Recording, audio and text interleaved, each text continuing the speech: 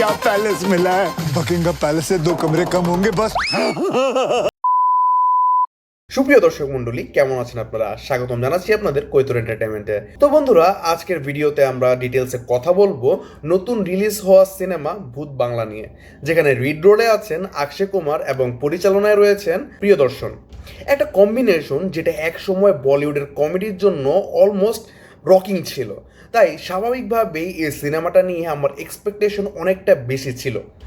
মজার ব্যাপার হচ্ছে, যখন প্রায় সবাই এই ট্রেলারটি দেখে এই ছবিটাকে ট্রোল করছিল, তখন আমার কিন্তু উল্টো একটা নস্টালজিক ভাইব আসছিল। মনে হচ্ছিল যে আবার সে পুরনো হেরাফেরি, ভাগাম ভাগ, তারপরে এই যে সিনেমাগুলো আছে, এই সিনেমাগুলো আবার ফিরে এসেছে। তাই অনেস্টলি আমি একটা হোপ নিয়ে এই সিনেমাটা কিন্তু দেখেছি।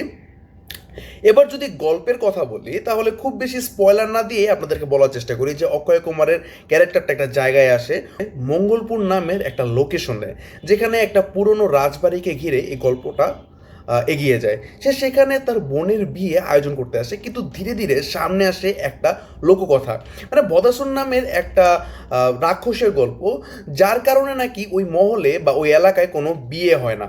এই সেট আপটা শুনতে একটু ইন্টারেস্টিং, আর অনেস্টলি ফার্স্ট হাফের এই কনসেপ্টটার উপর একটা ভালো বিল্ড আপ তৈরি করা হয়। আর একটু সুপার ন্যাচারাল টাচ এই জিনিসটাকে বেশ কিন্তু এঙ্গেজিং করে তোলে। এবার আসি একটু পজিটিভ দিকগুলোতে। সবচেয়ে বড় পজিটিভ যে দিকটা হচ্ছে, সেটা হচ্ছে ফার্স্ট হাফ। এই অংশটা জেনুইনলি কিন্তু এন্টারটেইনমেন্ট ছিল।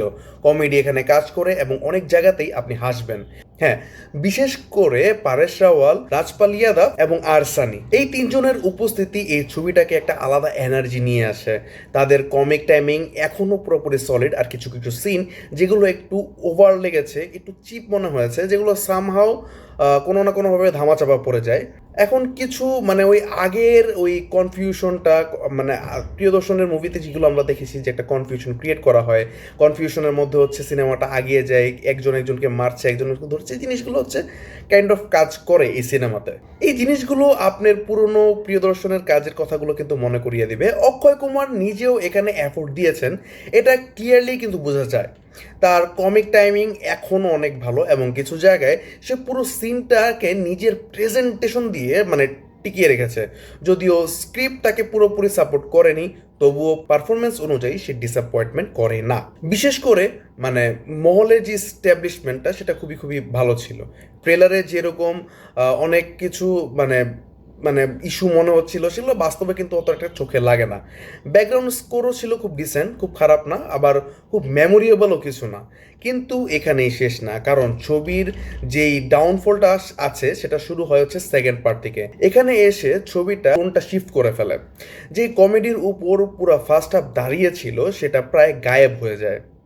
হরর এলিমেন্ট ইন্ট্রোডিউস করার চেষ্টা করা হয়, কিন্তু সেটা স্ক্যারি ছিল না, আর কোনো এঙ্গেজমেন্ট ছিল না। এই জন্য হচ্ছে পরের পরের হাফটা অনেকটা সিরিয়াল ড্রামার মতো লাগে।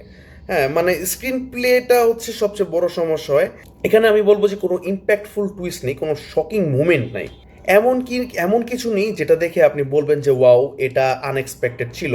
বরং সিনের পর সিন আসে, কিন্তু সেগুলো একে অপরের সাথে প্রপারলি কানেক্ট করে না। অনেক জায়গায় মনে হয় যে এই সিনটা না থাকলে হয়তো বা চলতো।